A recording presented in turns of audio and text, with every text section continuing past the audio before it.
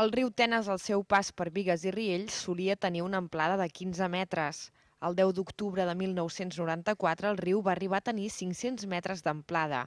Aquestes imatges de Granollers Televisió mostren com la riuada va provocar nombrosos danys en habitatges i indústries. Altres poblacions de la comarca, com Aiguafreda i el Figaró, també van veure com es desbordava el Congost. Una jornada que al Vallès Oriental va ser tràgica, ja que es va haver de lamentar la mort de 4 persones arrossegades per l'aigua, 2 a Bigues i 2 a Santa Eulàlia. I plovia molt, sí.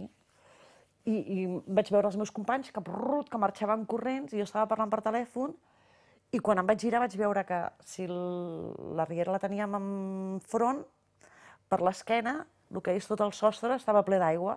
Vull dir, el tros de la claraboia que hi havia, veies aigua. I clar, vaig deixar el telèfon i vaig marxar corrents al moment que rebentava la paret. Piles de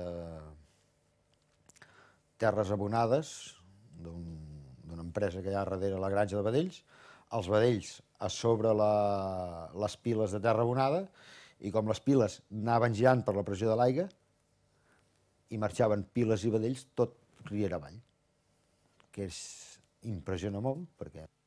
Ells són dos dels testimonis que apareixen en el reportatge que Vallès Oriental Televisió està produint amb l'Ajuntament de Bigues i Riells per commemorar els dos desastres naturals que el 1994 van castigar el municipi, el gran foc dels cingles del juliol i la riuada de l'octubre.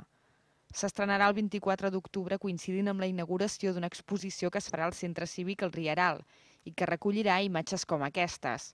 Fa uns mesos, l'Arxiu de Bigues i Riells va fer una crida per recopilar imatges d'aquests dos desastres naturals i ha tingut molt bona resposta. Serà la primera commemoració que es fa tant dels focs com de l'aiguat. Complementaran l'exposició una xerrada del naturalista Martí Boada i del meteoròleg Eloi Cordomí.